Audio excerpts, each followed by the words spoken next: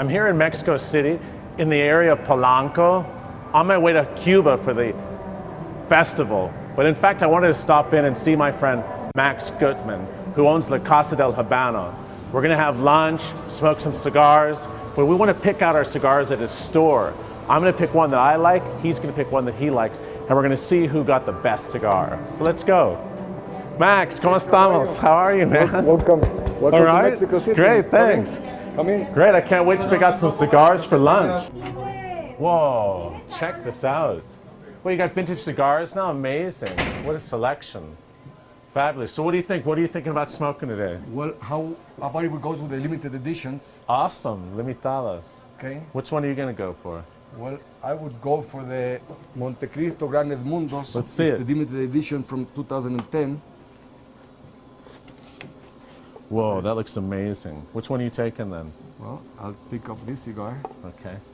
That means I got to go for one too, so. You go for another limitada. Yeah, I'm going to go for this, what is it, Series D Especial. That looks great. I love the wrappers, these dark wrappers. You know, they're aged, they come from the top of the plants. Look at that. That's like chocolate.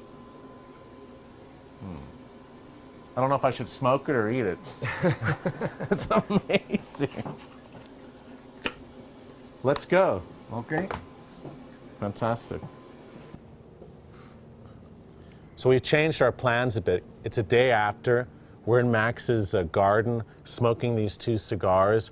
Right off the bat, I have to say I loved my Series D Especial. I loved the richness and flavor, the balance. Max, how's yours doing? Well, I love always the cañonazos since they came out with the Siglo VI the first time. And Cañonazo is the name that the factory uses, the rollers, for that size. It's been a fantastic cigar. It's the right size. That's 52, ring, right? It's a 52 ring. And I was accustomed to smoking Partagas Lusitanias always. So this is a great cigar in the size and in the ring. I love it.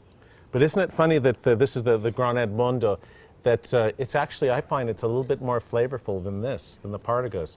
Years ago, Partagas was always stronger than, or richer than the Montecristo. I agree. Normally, Partagas has always been stronger, but in this case,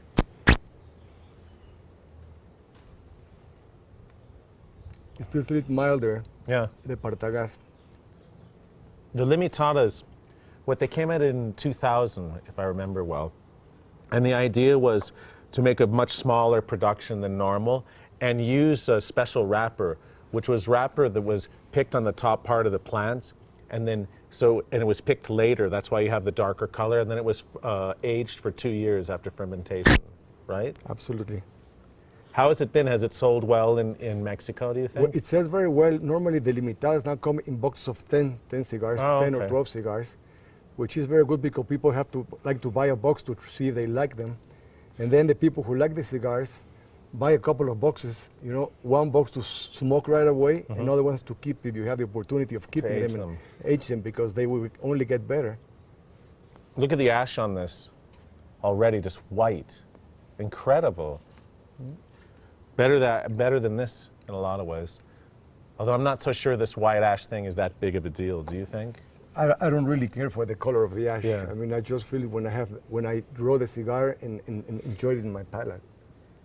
Some people say that the whiter the ash, the cleaner the tobacco is in the blend. But I don't know. I think it has also to do with phosphate levels in the tobacco, or I'm not 100% sure of the chemical reasoning.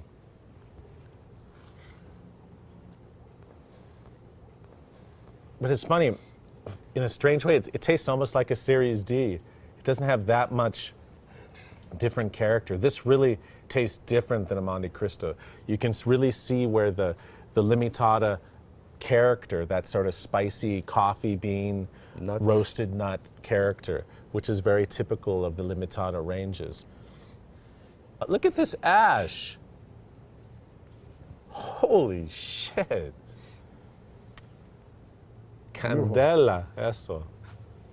I haven't seen an ash like this in years. Normally on old cigars.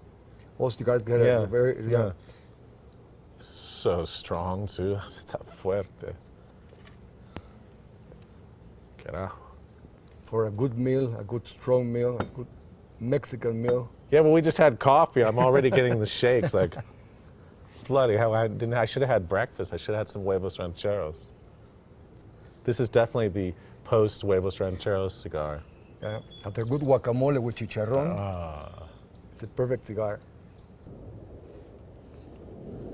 Anyway, so let us smoke these down a bit. We don't want to judge them just on a tiny, bit smoke. Don't you agree that it's better to smoke these down a little? Because sometimes it's not a good You get a better flavor Yeah. as it goes down.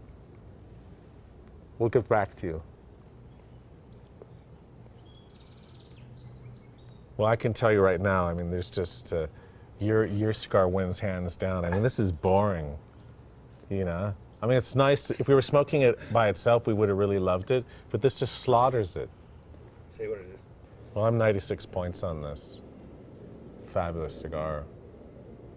I almost feel not even rating this. I mean, I guess it's 90, but it just gets slaughtered by this. Yeah, this is, if you like a full flavored cigar with loads of coffee, roasted nut, chocolate, you're getting almost like a mole, almost wonderful chocolate flavor. So much going on.